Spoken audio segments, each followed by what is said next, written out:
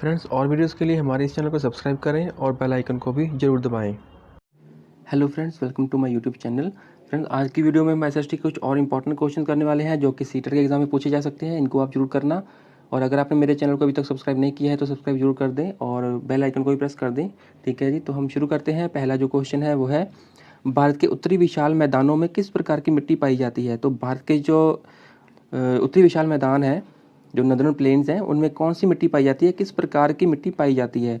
तो A option है लाल मिट्टी, बी ऑप्शन है काली मिट्टी, सी ऑप्शन है लेटेराइट मिट्टी, डी ऑप्शन है जलोढ़ मिट्टी। तो किस टाइप की मिट्टी पाई जाती है भारत के उत्तरी विशाल विशाल मैदानों में। तो इसका जो राइट आंसर होगा वो होगा डी ऑप्शन, जलोढ़ मिट्टी, एलुवियल सॉइल जिसको इंग्लिश में कहते हैं, जलोढ़ मिट्टी। ठीक है, जलोढ़ मिट्टी जो है वो पाई जाती है। नेक्स्ट क्वेश्चन है, भाषा के आधार पर भारतीय राज्यों की दोबारा संरचना कब की गई थी। तो कब की गई थी दोबारा संरचना भाषा के आधार पर भारतीय राज्यों की। तो ए ऑप्शन है 1952, बी ऑप्शन है 1953, सी ऑप्शन है 1954, डी ऑप्शन 1956। तो कब की गई थी भाषा के आधार पर भारतीय राज्यों की संरचना। तो इसका जो राइट आंसर होगा वो होगा डी ऑप्शन, 1956 में। ठीक है जी, 1956 में भाषा के आधार पर भारतीय राज्यों की जो संरचना है वो की गई थी। नेक्स्ट क्वेश्चन है, मृग तृष्णा किस क्षेत्र में दिखाई देती है। तो जो मृग तृष्णा है वो कहाँ दिखाई देती है, कौन से क्षेत्र में। तो ए ऑप्शन है उष्ण कटिबंधीय रेगिस्तानों में, बी ऑप्शन है महासागरों में, सी ऑप्शन है वनों में, डी ऑप्शन है समताप मंडल में। तो कहाँ दिखाई देती है। तो इसका जो राइट आंसर होगा वो होगा ए ऑप्शन, उष्ण कटिबंधीय रेगिस्तानों में। ज़्यादातर ये रेगिस्तानों में देखी जाती है। नेक्स्ट क्वेश्चन है, पीर पंजाल श्रेणी कहाँ पर स्थित है। तो ये पहाड़ियाँ हैं पीर पंजाल, तो ये कहाँ पर स्थित है। तो ए ऑप्शन है हिमाचल, बी ऑप्शन है उत्तराखंड, सी ऑप्शन है अरुणाचल प्रदेश, डी ऑप्शन है जम्मू कश्मीर। तो ये कहाँ मिलती है ये पीर पंजाल श्रेणी, पीर पंजाल पहाड़ियाँ। तो इसका जो राइट आंसर होगा वो होगा डी ऑप्शन, जम्मू कश्मीर में। ठीक है जी, पीर पंजाल श्रेणी जो है वो जम्मू कश्मीर में पाई जाती है।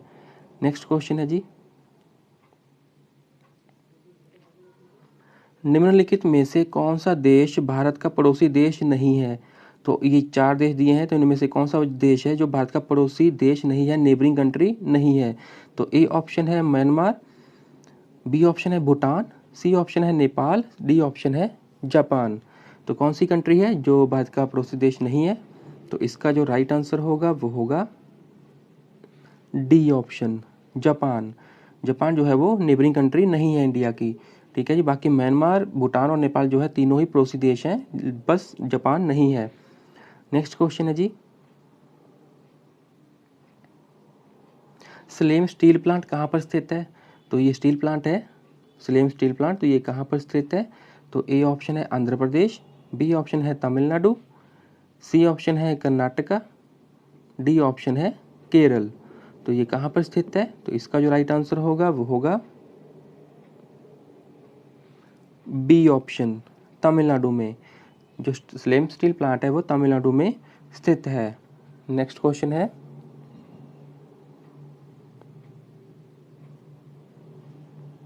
देश में बेरोजगारी बढ़ने का मुख्य कारण निम्नलिखित में से कौन सा है। तो देश में अगर बेरोजगारी बढ़ रही है बहुत ज़्यादा, तो इसका कारण कौन सा है इनमें से।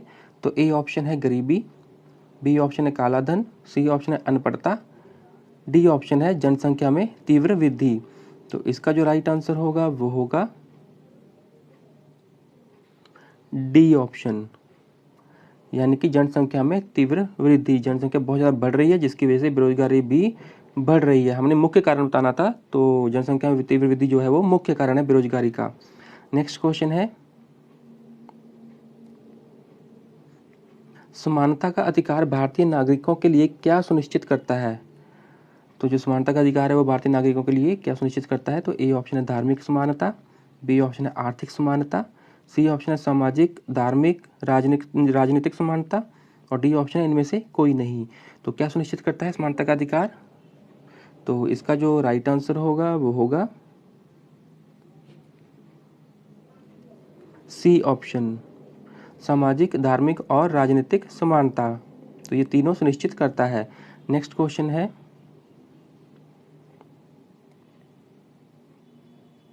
संसदीय तंत्र में निम्नलिखित में से वास्तविक कार्यपालिका कौन है? तो पार्लियामेंट्री सिस्टम में अगर देखा जाए तो इनमें से वास्तविक कार्यपालिका कौन होता है? तो ए ऑप्शन है राज्य का मुखिया, बी ऑप्शन है मंत्रिपरिषद, सी ऑप्शन है विधान परिषद, डी ऑप्शन है न्यायपालिका। तो कौन होता है इनमें से वास्तविक कार्यपालिका? तो इसका जो राइट आंसर होगा वो होगा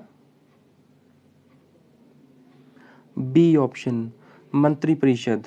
ठीक है जी, संसदीय तंत्र में अगर देखा जाए तो वास्तविक कार्यपालिका मंत्रिपरिषद होते हैं। नेक्स्ट क्वेश्चन है जी, भारत में न्यायपालिका क्या है? तो भारत में जो न्यायपालिका है वो क्या है? तो ए ऑप्शन है स्वतंत्र है, बी ऑप्शन है संसद के अधीन है, सी ऑप्शन है राष्ट्रपति के अधीन है, डी ऑप्शन है प्रधानमंत्री के अधीन है। तो न्यायपालिका क्या है भारत में? तो इसका जो राइट आंसर होगा वो होगा ए ऑप्शन, स्वतंत्र है। जो भारत में जो न्यायपालिका है वो पूरी तरह से स्वतंत्र है, फ्री है। ठीक है जी, इस पर किसी का भी दबाव नहीं होता है, तो ये आज़ाद है। नेक्स्ट क्वेश्चन है,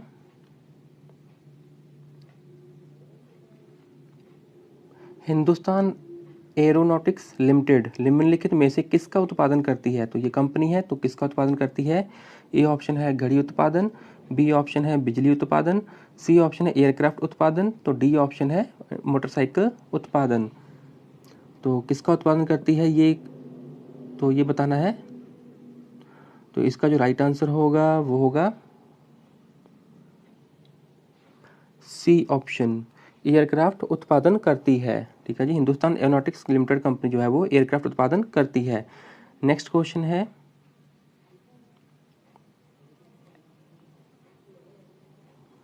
कथकली नृत्य किस राज्य से संबंधित है? तो जो कथकली नृत्य है, जो नाच है, ये कौन से राज्य से संबंधित है, किस राज्य में किया जाता है? तो ए ऑप्शन है आंध्र प्रदेश, बी ऑप्शन है मणिपुर, सी ऑप्शन है केरल, डी ऑप्शन है तमिलनाडु। तो कौन सा राज्य है जहाँ पे ये कथकली नृत्य किया जाता है, उससे संबंधित है? तो इसका जो राइट आंसर होगा वो होगा सी ऑप्शन, केरल। ठीक है जी, कथकली नृत्य जो है वो केरल राज्य से संबंधित है, वहाँ पर ये किया जाता है। नेक्स्ट क्वेश्चन है,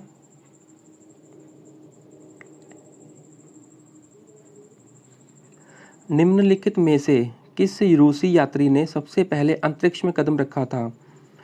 तो इनमें से बताना है कि कौन सा रूसी यात्री है जिसने सबसे पहले अंतरिक्ष में कदम रखा था। तो कौन था वो?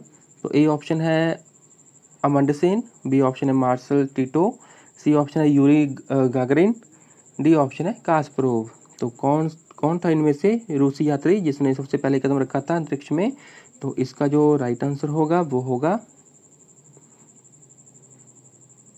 सी ऑप्शन, यूरी गागरिन ने। ठीक है जी, यूरी गागरिन ने, जो ये गागरिन है, यूरी गागरिन, तो ये रूसी यात्री है, तो इसने सबसे पहले कदम रखा था अंतरिक्ष में। नेक्स्ट क्वेश्चन है, सर्वाधिक भूपरिमाण वाला देश कौन सा है? तो सर्वाधिक भूपरिमाण वाला देश कौन सा है जहाँ पे सबसे ज़्यादा एरिया है? तो ए ऑप्शन है अमेरिका, बी ऑप्शन है चीन, सी ऑप्शन है रूस, डी ऑप्शन है ऑस्ट्रेलिया।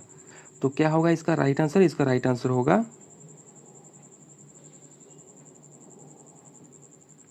सी ऑप्शन, रूस, यानी कि रशिया। रूस जो है वो सर्वाधिक भूपरिमाण वाला देश है। नेक्स्ट क्वेश्चन है,